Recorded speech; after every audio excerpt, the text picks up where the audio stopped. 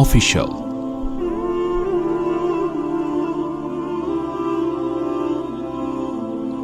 اللہ نے آدم علیہ السلام کا واقعہ بیان کیا کہ وَإِذْ قُلْنَا لِلْمَلَائِكَةِ وَلَقَدْ خَلَقْنَاكُمْ، ہم نے تمہیں پیدا کیا، اور کیسے؟ مٹی سے، آدم کو۔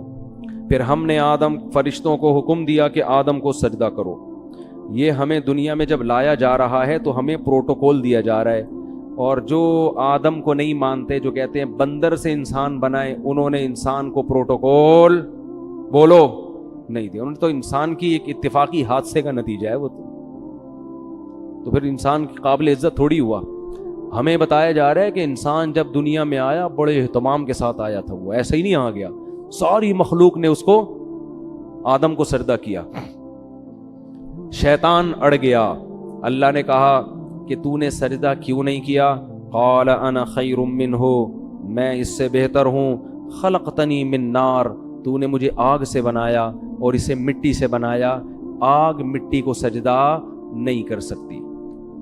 قرآن کہتا ہے ہم نے کہا فاہبط منہا، دفع ہو جا یہاں سے، نکل جا یہاں سے، تجھے اس کی اجازت نہیں ہے کہ میرے حکم کے سامنے تو تکبر کر، انک من الصاغرین، آج سے تو میری نظر سے گر گیا ہے۔ بجائے توبہ کرنے کے شیطان نے کہا انظرنی الی یوم یبعثون، اے اللہ مجھے قیامت تک کے لیے زندگی دے دے۔ اللہ نے فرمایا انک من المنظرین، میں تجھے قیامت سے پہلے موت نہیں دوں گا، کر لے جو کرنا ہے۔ قال فبما اغویتنی، اے اللہ اس آدم کی وجہ سے تو نے مجھے گمراہ کیا ہے، لأقعدن لهم صراطک المستقیم، جب بھی یہ آدم سیدھے راستے پہ چلے گا میں اس راستے کے سامنے آ کر بیٹھ جاؤں گا، نہیں چلنے دوں گا۔ یہ جیلسی، حسد، اس کی وجہ سے ہوا، اس کی وجہ سے حسد میں آ گیا۔ ثم لآتینہم من بین ایدیہم، اے اللہ، یعنی چیلنج کر رہے اللہ کو، میں اس کے سامنے سے بھی آؤں گا، اس کے پیچھے سے بھی آؤں گا، دائیں سے بھی آؤں گا، وعن شمائلہم، بائیں سے بھی آؤں گا، ولا تجد اکثرہم شاکرین، اے اللہ ان میں سے اکثر کو تو دیکھے گا کہ وہ تیرے شکر گزار نہیں بنیں گے۔ 100% کا تو میں چیلنج نہیں کرتا، لیکن اکثریت کو جہنم میں پہنچا کے چھوڑوں گا۔ کیسے چیلنج کر رہا ہے؟ یہ نہیں کہہ رہا کہ میں سب کو گمراہ کرنے کی کوشش کروں گا، نہ رزلٹ بتا رہا ہے۔ یہ ایسے ہے جیسے کوئی آپ کو کہہ کر گئے کہ یار فلاں دہشت گرد ہے، اس سے لڑنا ہے۔ ایک طریقہ دھمکی کا یہ ہوتا ہے کہ میں اب تو نہیں چھوڑوں گا اس کو۔ ایک طریقہ ہوتا ہے کہ آپ دیکھ لینا کل صبح اخبار میں اس کی رپورٹ آ جائے گی، یعنی خبر بتا رہے ہوتے ہیں نا کہ بس یہ سمجھو کہ یہ کام ہے بھائی، ہو گیا، بس سمجھو کہ یہ، بس آپ نے مجھے کہہ دیا نا کل صبح اخبار میں آ جائے گا وہ۔ یہ طریقہ ہوتا ہے بڑی دھمکی کا۔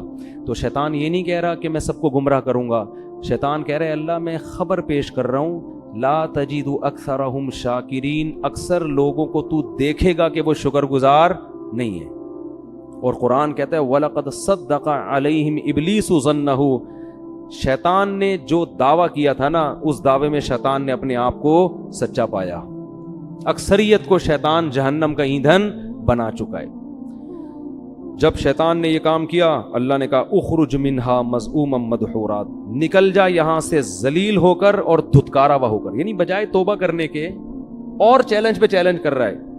اور پھر اللہ نے فرمایا اللہ من تبعک منہم، ٹھیک ہے میں نے تجھے لوگوں میں چھوڑ دیا تو ان کو گمراہ کر، لیکن میں تجھے بتاؤں کہ جو تجھے فالو کریں گے لَأَمْلَأَنَّ جَهَنَّمَ مِنْكُمْ أَجْمَعِينَ، تجھ سمیت ان لوگوں کو تیرے ساتھ جہنم میں ڈال کے جہنم کو میں بھر دوں گا۔ میں بھی جہنم بھرنے میں بخل سے کام نہیں لوں گا، لیکن میں یہ بات تیری لوگوں کو بتاؤں گا ضرور کہ وہ تمہارے پیچھے پڑا ہوا ہے۔ اس کے بعد اللہ نے آدم علیہ السلام سے، ادھر تو اللہ کا مکالمہ کس سے چل رہا ہے بھائی؟ شیطان سے، چل جا تجھے مہلت دی، پنجہ آزما تو جا کے۔ ادھر اللہ نے آدم علیہ السلام سے خطاب کیا وَيَا آدم، اور اے آدم، اسکن انت وزوجک الجنہ، تو اور تیری بیوی دونوں کہاں زندگی گزارو؟ جنت میں، جنت میں عیش و عشرت کرو، اور فَكُلَا مِنْ حَيْثُ شِئْتُمَا، تم دونوں کو میں کہہ رہا ہوں پوری جنت تمہارے لیے میں نے حلال کر دی، جہاں سے کھاؤ چاہو کھاؤ پیو۔ وَلَا تَقْرَبَا هَٰذِهِ الشَّجَرَةَ، یہ والا جو درخت ہے کھانا تو دور کی بات، اس کے قریب بھی مت جانا، اس کے قریب بھی مت جانا. فتکونا من الظالمین، دونوں ظالمین میں سے ہو جاؤ گے. فوس شیطان آ گیا، اس نے کیسا ہوشیار ہے، چلو پہلے آدمی کو چھوڑ دیتا، کہ کل سے میں اپنا کام ابھی تھوڑا ریسٹ کر لوں، ابھی تو دھمکیاں ومکیاں چلی ہیں، ذرا ایک ہفتہ ریسٹ کرتا ہوں، تھوڑا آرام کرتا ہوں، اس کے بعد پھر جو ہے کوشش کریں گے. ویژنری لوگ جو ہے نا وہ ریسٹ نہیں، چاہے اچھا ویژن ہو چاہے برا ویژن، اس سے پتہ چلتا ہے.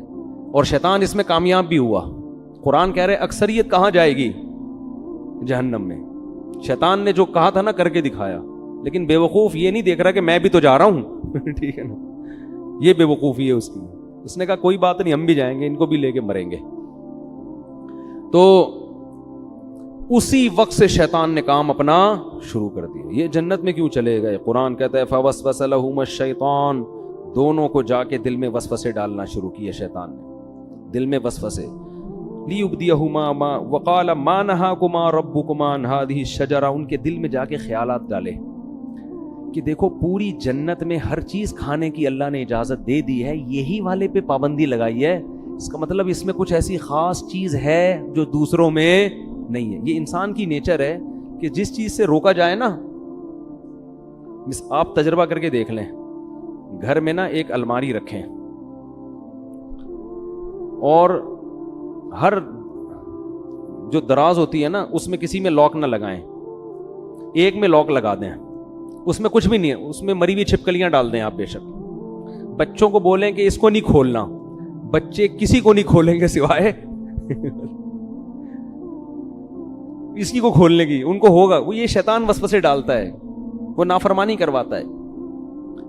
اب آدم علیہ الصلوۃ والسلام کے دل میں اور اما حوا ان کی زوجہ، دونوں کے دل میں شیطان نے وسوسہ ڈالا اور کہنے لگا ما نہاکما ربکما عن ہذہ الشجرہ، دیکھو اس درخت میں کچھ تو ہے، اللہ چاہتا ہے کہ تمہیں جنت تو ملے لیکن وقتی، عارضی، موت تو ہے نا، وہ تو یہاں بھی مرو گے تم.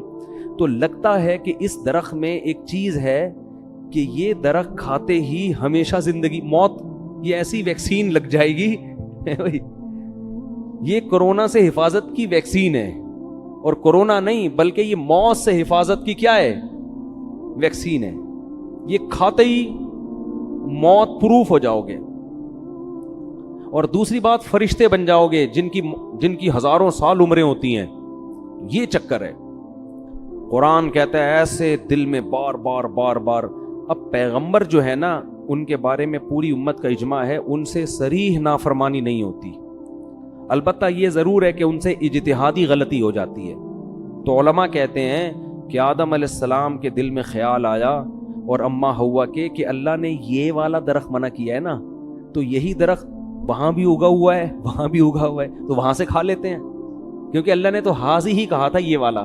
حالانکہ اللہ کی مراد یہ تھی کہ یہ کا مطلب پوری جنت میں کہیں بھی یہ والا درخت نہیں کھانا. تو آدم علیہ السلام نے تعویل کر لی، اما حوا نے بھی، یہ والا کا ہے وہ والا تھوڑی کا ہے.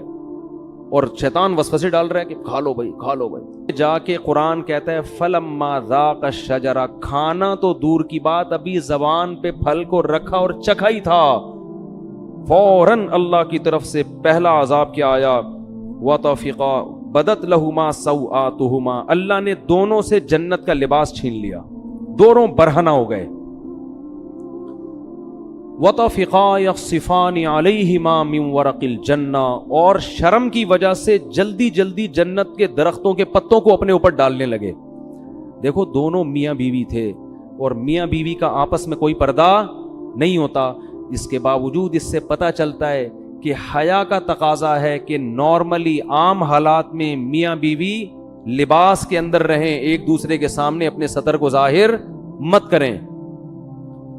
اس سے آپ اندازہ لگاؤ کہ جو ہماری لبرل خواتین جو کسی کی بیوی بھی نہیں ہے، غیر محرم مرد کے سامنے نارمل حالات میں نیم برہنہ لباس پہن کے گھومتی ہیں، قرآن کی نظر میں وہ کس قدر بے حیا ہیں. یعنی بیوی کو بھی کہا جا رہا ہے کہ نارمل حالات میں جب میاں بیوی کا کوئی ریلیشن نہ ہو اس وقت تو نارمل پراپر ڈریس میں ہونا چاہیے، حالانکہ میاں بیوی کا کوئی پردہ نہیں ہے، لیکن یہ حیا کا تقاضا ہے. اور وہ عورت جو کسی ایسے مرد کے سامنے اپنے جسم کو ظاہر کرتی ہے جو اس کا شوہر بھی نہیں ہے اور نارملی اس ڈریس میں گھومتی ہے, اسکرٹ پہن کے گھوم رہی ہیں, سلیو لیس کپڑے پہن کے گھوم رہی ہیں, اس کا مطلب یہ لوگ آدم علیہ السلام اور اما ہوا کی نیچر پر نہیں ہے, انہوں نے اپنی خاندانی پرمپرا کو چھوڑ دیا ہے. اصل تو ہمارا خاندان آدم اور ہوا والا ہے نا, یہ اپنے کلچر کو فالو نہیں کر رہے, یہ آدم اور ہوا کی نیچر پہ نہیں ہے, یہ فطرت پہ نہیں ہے یہ لوگ. تو فطرت اس کا تقاضا کرتی ہے کہ میاں بیوی بھی عام حالات میں, نارمل حالت میں وہ ایک دوسرے کے سامنے اپنے جسم کو ظاہر کرتے ہوئے شرم محسوس کرتے ہیں. تو اب القرآن کہتا ہے فَطَفِقَا يَخْصِفَانِ عَلَيْهِ وَنَادَاهُمَا رَبُّهُمَا, فوراً رب نے ان دونوں کو پکارا, أَلَمْ أَنْهَكُمَا عَنْ تِلْكُمَا الشَّجَرَةِ, کیا میں نے تم دونوں کو منع نہیں کیا تھا یہ درخت مت کھانا, وَأَقُلْ لَكُمَا إِنَّ الشَّيْطَانَ لَكُمَا عَدُوٌّ مُّبِينٌ, کیا میں نے کہا نہیں تھا کہ شیطان تمہارا دشمن ہے. اس سے پتہ چلتا ہے کہ اللہ تعالیٰ یہ واقعہ آدم علیہ السلام کو بھی سنا چکے تھے کہ دیکھ آدم, سب نے سجدہ کیا ہے, شیطان نے نہیں کیا, اور یہ تمہیں اور تمہاری بیوی کو گمراہ کرے گا. اب دیکھو ہوا کیا ہے, شیطان کو اللہ نے کہا تھا نا کہ سجدہ کیوں نہیں کیا, شیطان نے فوراً لاجک پیش کرنا شروع کر دی, میں بہتر اور یہ کیا ہے, یہ مجھ سے کمتر ہے. لیکن آدم علیہ السلام نے یہ کام نہیں کیا. آدم علیہ السلام نے یہ نہیں کہا کہ اللہ میں جنت میں آیا ہوں, تو نے یہ والا کہا تھا, میں نے وہ والا کھایا, یہ والا تھوڑی کھایا. جیسے بچے نہیں فوراً شروع کر دیتے ہیں, فوراً عذر پیش کرنا شروع کر دیتے ہیں, میں نے یہ والا تھوڑی, میں نے تو وہ والا کھایا ہے. اور دوسری بات یہ کہ ایک دفعہ کھا لیا نا, ابھی کھایا کہاں ہے, وہ تو چکھا ہی تھا, ٹھیک ہے نا, کھایا کہاں ہے, ابھی تو زبان پہ رکھا تھا, کھانے دیا کہاں تو نے. دوسری بات یہ کہ اللہ جب تو نے پوری جنت میرے لیے حلال کر دی تو ایک درخت پہ پابندی لگانے کا کوئی فلسفہ میری سمجھ میں آتا ہے نہیں. ٹھیک ہے آئندہ میں احتیاط کروں گا, نہیں کھاؤں گا, لیکن یہ مائنڈ میں آنے والی بات ہے نہیں آ رہی بات. آج یہی ہو رہا ہے نا, شریعت عورت کو حکم دے رہی ہے پردہ کرو. خواتین کہتی ہیں ایکچولی پردے کی معاشرے میں ضرورت کیا ہے, مرد کی آنکھوں میں حیا ہونی چاہیے. یہ ان لوگوں کا کام ہے جن کے دلوں میں خدا کا خوف نہیں ہے, جیسے کہ شیطان کے دل میں نہیں تھا. اللہ نے حکم دیا, نبی نے حکم دیا داڑھی بڑھاؤ, رکھ لو بھائی داڑھی, نہیں رکھتے توبہ استغفار کرو. نہیں, ایکچولی وہ تو اس دور کا کلچر تھا, ایکچولی وہ تو یوں تھا, ایکچولی وہ تو یوں. اسلام کو داڑھی میں تھوڑی پورا اسلام رکھا ہوا ہے. اصل تو انسان کا کردار اچھا ہونا چاہیے, اخلاق اچھے ہونے چاہیے, دل نہ دکھاؤ. اور بھائی داڑھی رکھنا فرض ہے. اللہ نے موسیٰ علیہ السلام کو کوہ طور پہ بلا کے حکم دیا تھا کہ یہودیوں سے کہیں داڑیاں رکھیں, داڑھی مت کٹائیں. ہمارے نبی کی بخاری مسلم کی حدیث ہے, یہود و نصارہ کی مخالفت کرو, داڑھی بڑھاؤ. تمام پیغمبروں کی داڑیاں تھیں, تمام پیغمبروں کی. لیکن آپ دیکھ لو ہمارا لبرل طبقہ ایکچولی یوں ہے, اچھے دل میں ہو, داڑھی اندر ہونی چاہیے, اندر نہیں باہر بھی ہونی چاہیے داڑھی. اندر کا کوئی فائدہ نہیں ہے, باہر داڑھی پراپر ہونی چاہیے. نہیں رکھی جاتی توبہ استغفار کرو, اللہ سے مانگو, اللہ کے حکم کو تبدیل مت کرو. تو ہر چیز میں ایسا ہی ہو رہا ہے کہ پردے کے معاملے میں آپ دیکھ لو, اور دوسری شادی میں بھی یہی ہو رہا ہے. بات آ گئی ہے تو جلدی سے تھوڑی سی کر نکلتا ہوں آگے. بھائی 4 شادیوں کی اللہ نے مرد کو اجازت دی ہے کہ اگر وہ عدل کر سکتا ہے تو کرے. ایکچولی وہ اصل میں وہ تو اس دور میں جنگوں میں مرد اتنے شہید ہو جاتے تھے, ایکچولی اس دور میں آدمی میں کہاں. بھائی اللہ کا اجازت ہے تو اس کا مطلب اجازت ہے, کسی کا باپ بھی اس اجازت کو ختم نہیں کر سکتا. جاؤ ایسے کی تیسی, ہے تو ہے, اس میں کون سی شرمندگی کی بات ہے بھائی, اللہ نے اجازت دی ہے, دیٹس آل. عدل کرنا نہ کرنا اس کی ذمہ داری ہے نا, جو کر رہا ہے. نہیں کرے گا تو اللہ پکڑے گا اس کو. ہر چیز میں اسلام نے حکم دیا جلدی شادی کرو بالغ ہوتے ہی. ایکچولی اس دور میں اتنے مسائل ہیں, ایکچولی بچہ نہ سمجھی, شادی کوئی بڑیوں کا, یہ باتیں ہو رہی ہوتی ہیں معاشرے. ابھی میرا وہ کلپ آیا ہے, لوگوں نے اس کو بھی ایک مزاحیہ اس میں لے گئے کہ اللہ کرے مفتی طارق مسعود صاحب وزیر اعظم بن جائیں. میں نے کہا نا میں وزیر اعظم بنا تو میں ڈنڈے سے مار کے شادیاں کراؤں گا. تو نیچے لوگوں نے کہا اللہ کرے جلدی سے میرے وزیر اعظم بننے کا انتظار مت کرو, ویسے ہی کر لو. سمجھ رہے ہو کہ نہیں سمجھ رہے؟ تو نہیں